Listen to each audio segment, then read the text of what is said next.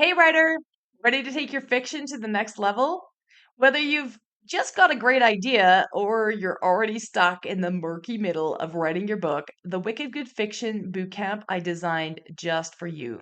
This 8-week self paced online course gives you the tools, the guidance, and the support you need to get to the end of your book and know that it is wicked good.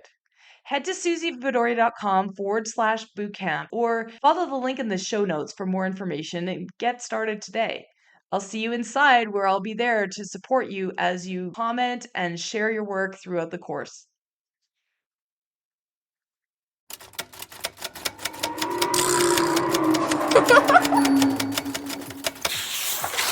Welcome to Show Don't Tell Writing with me, Suzy Vidori, where I teach you the tried and true secrets to writing fiction, nonfiction that are going to wow your readers, broken down step by step.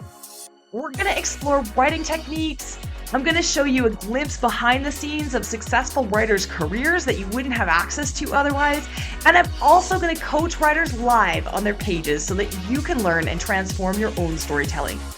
Whether you're just starting out, you're drafting your first book, you're editing, or you're currently rewriting that book, or maybe even your 10th book, this show's going to help you unlock the writing skills that you didn't even know you needed, but you definitely do. I'm so looking forward to helping you get your amazing ideas from your mind onto your pages in an exciting way for both you and your readers so that you can achieve your wildest writing dreams. And you're going to also have some fun doing it. Let's dive in.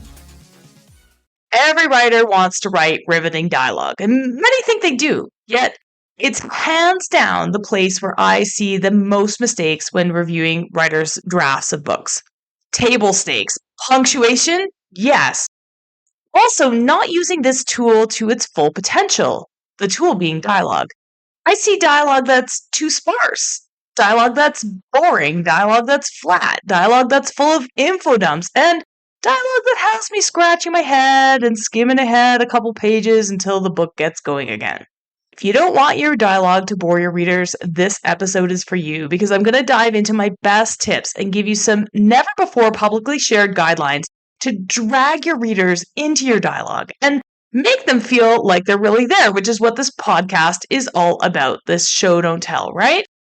You're going to learn more about dialogue in this episode than you even knew existed. So grab a paper and a pen, take some notes because you're going to want to look at all your scenes where you've got dialogue and start tweaking them as soon as you're done listening. Ready to get excited about sparkling dialogue? Let's do this. Okay, tip number 1. I want to address dialogue punctuation really briefly. Though it's not the focus of this podcast. I want to share so much more because even for seasoned writers, the punctuation that we use in books for dialogue is kind of strange and seems to defy all logic. That's right. I said it. It's weird. So if you get corrections back from an editor and you're pulling out your hair thinking, oh my gosh, I thought I was really good at grammar and how am I not getting this? And thinking it all seems random and arbitrary, you're not alone. That happened to me too when I first started writing books, and it really, really annoyed me. Most writers get dialogue punctuation wrong at least some of the time. Why? Well, the rules are kind of tricky, and they require you to understand some things that you've probably never even thought about before, but you're going to learn them today. I promise you, the rules are not actually arbitrary, and once you see the pattern, you'll be fine. The best way that I've found to teach this is to make sure that you understand the difference between dialogue tag, which is he said, she said, they said, he asked, they asked, she replied. Difference between that and an action beat. Now that sounds kind of boring. There's a cheat sheet. You can download it. It's in the show notes. And so download the cheat sheet. I'm just going to go through it briefly, and then we're going to talk about all the other ways that you can make your dialogue absolutely sparkle. For the complete grammar rules and acceptable punctuation formats for this dialogue, download the free cheat sheet from the show notes. There was a time when I was first writing books when I couldn't figure this out. And then I noticed that there was one way I was doing it that was consistently not being corrected by my editor. And so I started doing it that way. And then I had this really gracious editor that came along and was like, why is every single snippet of dialogue in your entire manuscript identical? And I was like, well, because that's the only way I knew how to do it. So I had to figure out all the ways. They're all there. Take a look there and make sure that it's all cleared up. Here's the gist of it. Dialogue tags are used to indicate who's speaking. So dialogue, I'm going to say this one. Quotation mark, open quotation mark. Dialogue punctuation is the worst, Suzy. I'm pulling out my hair. Close quotation mark, the listener said. Right? So noticing the sentence that there's a dialogue tag. The listener said. This is all part of the same sentence. Dialogue punctuation is the worst, Suzy. I'm pulling out my hair, the listener said. All the same sentence. Therefore, you can use a comma between the sentence and the dialogue tag, so after the word hair. Dialogue tags are so boring, and they're meant to be. So stick to the basics is the current standard in publishing. Said, replied, and asked are great. Maybe the occasional she whispered if you must. Don't get creative. Don't let other people tell you to get creative because it isn't what is done in the industry. Leave the she shouts, he inquires, they exclaimed on the cutting room floor because they make your writing sound amateur. Adult readers actually skip over these quickly as they read, and the creative ones will only trip them up. In fact, you don't need dialogue tags at all. Now, a word of caution as I give this advice, please don't go and delete every dialogue tag in your manuscript because you're going to end up with a mess where you can't tell who's talking and it's not going to work. Instead, see if you can replace each of your dialogue tags with an action beat where you can show what the speaker is up to. See the cheat sheet for how to do this successfully, but I highly recommend taking the time to eliminate as many dialogue tags as you can, replacing them with action beats because not only does it keep your reading level higher, but it also eliminates unnecessary words, leaving more space in your book for, you guessed it, beautiful showing details that will help your readers connect with your characters and your world. And who doesn't want that? Note, there is an exception to this advice that I'm giving about deleting or replacing your dialogue tags. If you are writing for a lower reading level, such as middle grade books or lower YA, you're going to want to leave the dialogue tags in, even those creative ones. Newer readers read more slowly and they don't skip those dialogue tags the way that adults do. In fact, they need these tags to show them who's speaking and help them interpret your scene. If you're writing for upper YA, sort of that 14 plus category, or adults, you're good to go. Okay, so that cheat sheet will clear up any confusion you have about punctuation. Learn it and apply it because although a strong editor can clean this up for you if you do it wrong, it's super tedious work. And if your characters are written well, your readers, even your editors, gonna hear their voices in their heads as they read, making it really hard for them to pay attention to the punctuation and correct it all for you. I do this in my own manuscripts. It's really hard to find those mistakes later because I can hear the characters' voices. So you'll also pay too much to have someone else do that work that you're capable of doing yourself. So correct all your dialogue if you can. One more quick note about dialogue tags before I share with you the next 8 amazing tips to make sparkling dialogue. The dialogue tags themselves, the he said, she said, these sound really redundant when narrated on an audiobook, which is supposed to be an identical copy of your print version, or they're not considered the same edition. Of course, there's a few exceptions to this rule if you've got visuals in your book, but audiobooks are a really fastly growing category and super profitable. So limiting your dialogue tags in books for teens and adults will help your readers experience when they listen to an audiobook as well. Ugh, enough about grammar, Suzy, already, right? So that's the basics on the grammar of the punctuation for dialogue, and you need to master it. But that's not the only issue I see with dialogue. How do you learn to make it sparkle? That's what we're going to talk about today. The worst advice that I hear out there, and I hear it all the time, passed from writing teachers to writers and on to other writers. They talk about it in Facebook groups or verbally. Ugh, this advice. I just want to rip out my hair. Okay. The advice is write your dialogue as closely to how people talk as possible. If you want to learn how to do that, they advise to go to a coffee shop and eavesdrop, writing down everything that people say so that it sounds realistic. Whew. Please, please, please, dear writer, do not do this and expect your scenes to interest your readers. In fact, great dialogue in books rarely represents a whole conversation between characters. If you're writing your dialogue like this, your conversations are likely really long and drawn out and will put your readers to sleep. So before you smugly read back your transcript that you wrote down in a coffee shop thinking it's like I'm sitting right beside them, put your editing hat on and take another look. Anybody can write exactly what they hear. That takes zero skill. The skill that you as a writer bring to the table is knowing what to emphasize and how much to share, and that's going to take practice.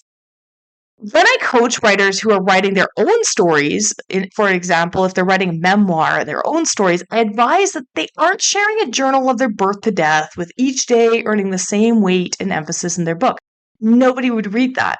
Instead, they get to be the director of their own story. They can choose when to zoom in with their camera in on a particular moment and when to pull the camera back for a montage, kind of gliding through it. The same advice is true for writing dialogue.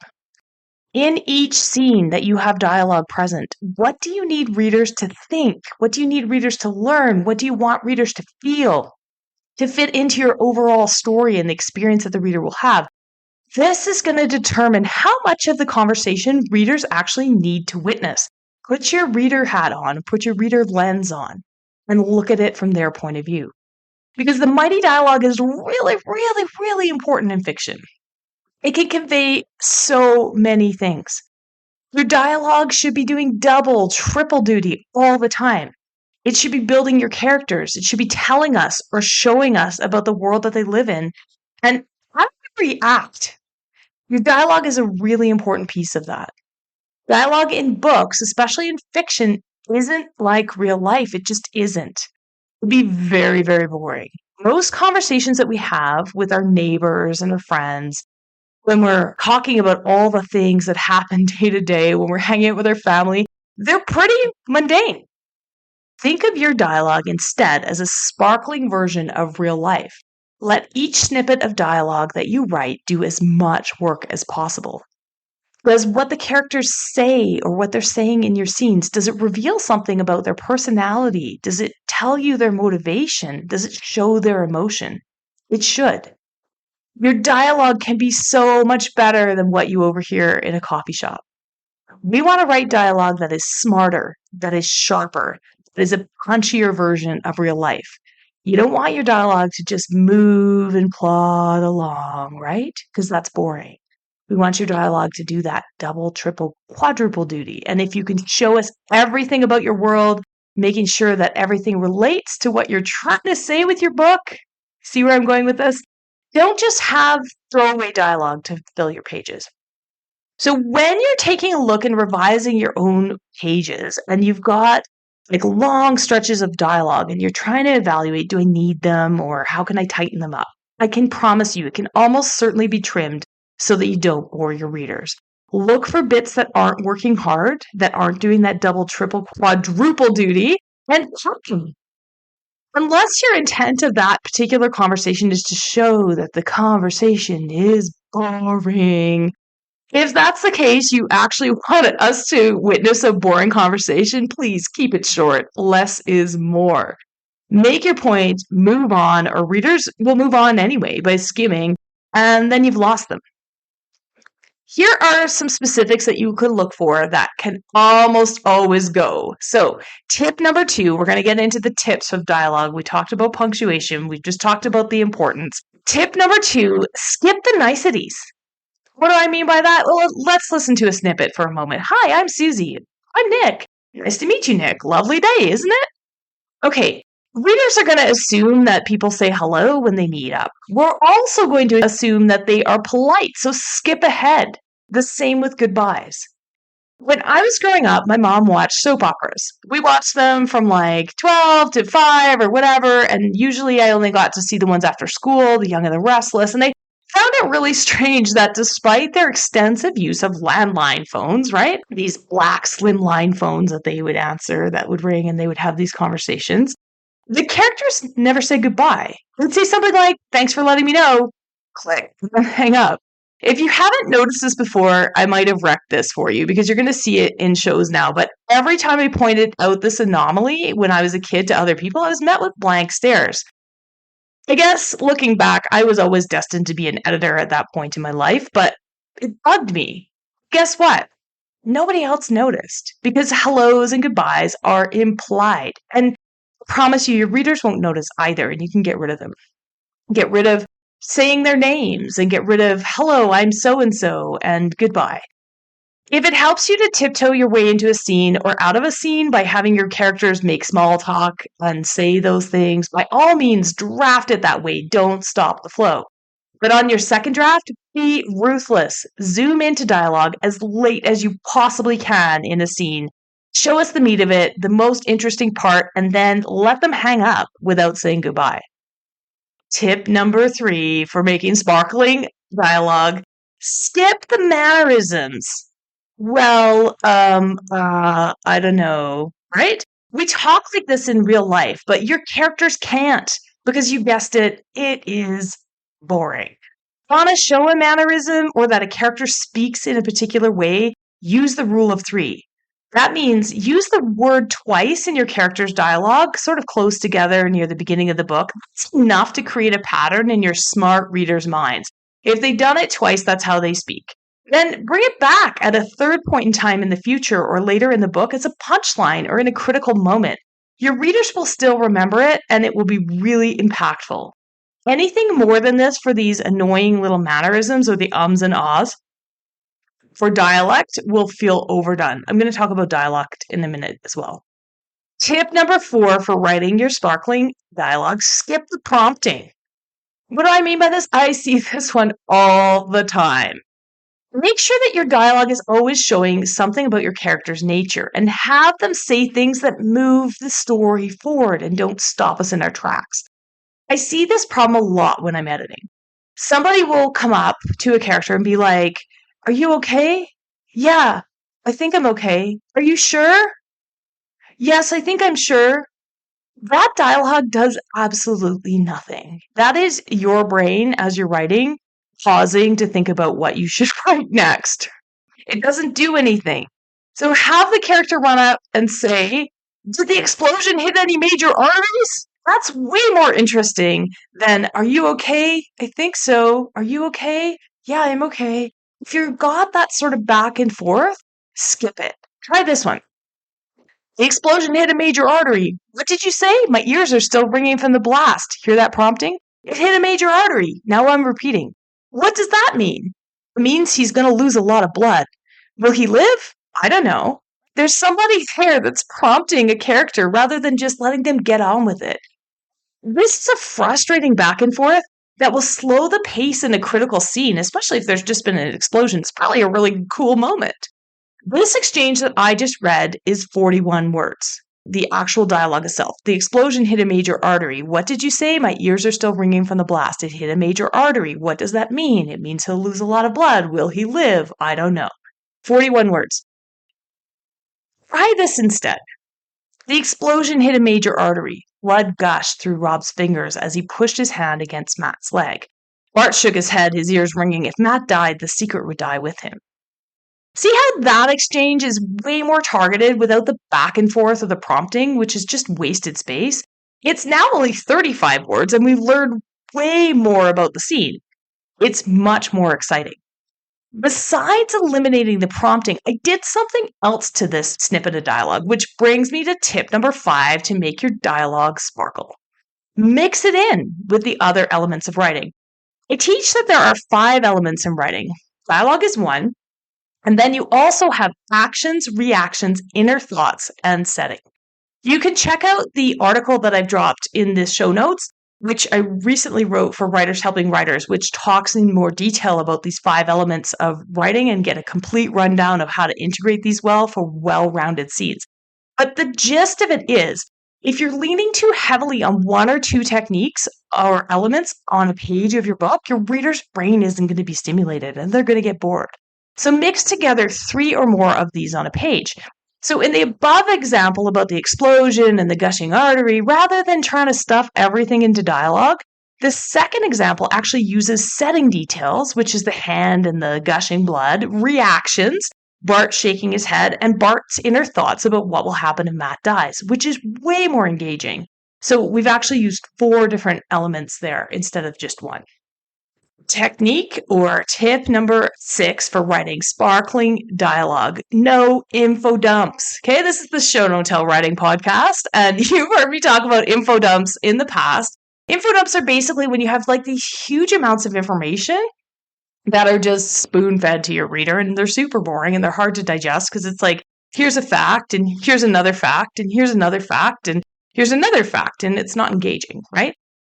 If you have big, important info being shared in large dialogue blocks, you still need to break it up. It's a huge misconception that dialogue is always showing. So I hear writing teachers even giving this information all the time. Oh, if you want to break up a info dump, use dialogue instead. And so I get these manuscripts in or these books to edit, and people have just put that information and had somebody talk for like a whole page or a whole paragraph or something. That doesn't help. It's still an info dump if somebody is delivering that information, even if it's dialogue. So use above point number 5, which is to mix it up with the 5 elements of writing, or find a way to show the information instead of having a character relate it. Better even yet, bring us to that scene and show us what happened rather than have somebody tell us about it after the fact, okay? If you're using dialogue to info dump, it's still telling. A great way to find that in your drafts is if somebody's got like more than 4 or 5 lines in a snippet of dialogue, it's probably too much. So break it up, okay? All right, tip number 7 for writing your sparkling dialogue is kind of related. Skip the recaps. What's a recap? Well, a recap would be like somebody telling us something after the fact, right? So that's going to be boring. It's probably going to be an info dump. Bring us to that moment instead, or find a way to show us what happened. Do a flashback even. But also, it could also be when we've already witnessed something in a book, and then you have to let another character know. And so you have this whole other scene where another character is telling, or where the character that just witnessed this or just experienced something is telling somebody else about it. So the other character, the new character that's learning this information for the first time is like oohing and awing and like surprised by this information and all these things. But guess what? That's not new information for your reader. They were there. They already witnessed this whole thing happening. And so what you've done is you created a completely redundant scene. You're also creating the identical emotional roller coaster that you were doing in the first time. We're going to go through it the second time. Just because your other character needs to have that information, recap it. Instead of bringing us to that moment and having all this dialogue, which explains what happened in the other scene, skip it. Joe filled Bob in on what happened in the battle. Bob was devastated. Like if the reaction is all you want, and that's not a good showing one. Bob's heart ached for all the people lost, right? So we can actually just skip over that. That is one time when I do not suggest that you zoom in and use dialogue. If you have scenes like that, you can like eliminate whole scenes. I see this all the time, especially for whatever reason. A lot of times I see it in science fiction books where we have this because it's important to track. The writer is tracking who knows what, and they write whole scenes this way, but we don't need them. Skip them. Tip number 8 to write sparkling dialogue. Let characters' voices be unique, right? Let them each have their own voice. You don't want everybody in your book to sound the same, even if they're the same age, the same gender, same culture. They would also have lots of different life experiences, and make sure that you're reflecting that with how they speak. When your characters have goals, which they should have in your book, when they have agency, which means they're going after their goals and they're taking steps towards them, when you give them skills or a vocation, this technique or this tip is much easier to make them sound unique. So you might have to go and do a creative couple of pages for yourself. Please don't put this in your book. It's a creative exercise that you can do where you answer a bunch of questions about your character and give them a little bit of depth so that when they speak, everything is sort of colored with their point of view. They can have little quirks and speech patterns and things that we all have in real life. Again, don't overdo the mannerisms. Revisit tip number 3 to see how to apply the rule of 3 to these. But let your characters be different. Read them out loud if you're not sure. You'll be able to hear, is the cadence different? Are the words that they use different? That is going to make it really interesting. So give them their own flair or way of speaking. Color everything they say with their point of view, their experiences, their background, their vocation, their skills, their agency, all of that. Like, what are they trying to do? Have them focus on different things. What I notice when I walk into a room is very different from what my teenagers might notice, right? And if there's somebody who reads a lot, maybe they can use bigger words. If there's somebody who gets excited really easily, maybe they laugh a lot. They could tell jokes. They could be funny or sarcastic. Get these personality traits into your dialogue as well. Again, you don't want your dialogue to be flat. Avoid overusing cliches or overusing their speech patterns. So, yes, give them each a speech pattern, but don't repeat it so often that it starts to feel tired. Check out the rule of three that I outlined in tip number 3. Because anything more than that, and your reader will notice it and it'll start to sound really repetitive. So use it to give your reader flavor or an idea. And if you want to show a dialect that they speak in broken English, let's say, for example, and you want to use apostrophes and drop letters and things like that, do it a few times to show it. And then don't annoy your reader by continuing to do it all the time because it's really hard for them to read and they'll just skip it. Lots of times writers will come to me with a couple of really, really widely spread examples, such as, the Jamie character in Outlander when he speaks in a dialect through the entire books, or Hagrid in Harry Potter, who also speaks in a very broken dialect through the entire books. Those are the exception and not the rule. It's actually not that common. It's not that common to find, and publishers today likely would have changed that. So spending some time tightening up your dialogue is one of the biggest bangs for your buck that you can actually invest your time in when revising your book. Try this the next time you reach for a published book on your shelf. Here's a test for you. Flip to a page with lots of dialogue. It should be easy to find it because it's quick, quick, quick, quick, quick, and it should be easy to digest. There's lots of white spaces, just how you're going to notice that there's a lot of dialogue on a page. There's lots of places or lots of space where there's no words. And if you do that and you read it and it's easy to digest and the characters sound super awesome and the dialogue is strong, you're going to find yourself immersed pretty quickly and you're going to be flipping to the next page. Even if you've read that book before, you're going to read a few pages before you can pull yourself away. You're giving that book a chance. This is the same chance that you want readers to give your book.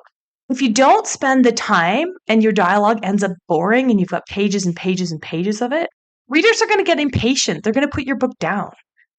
And I know that's not going to be you, though, because you're now armed after listening to this podcast with a whole list of things to make your dialogue sparkle on your next draft.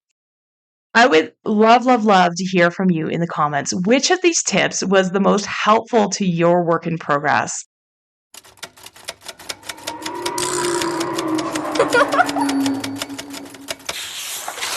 Thanks for tuning in to Show Don't Tell Writing with me, Suzy Vidori. Help me continue to bring you the straight goods for that book you're writing or planning to write. Please consider subscribing to this podcast and leaving a review on Apple Podcasts, Spotify, or wherever else you're listening.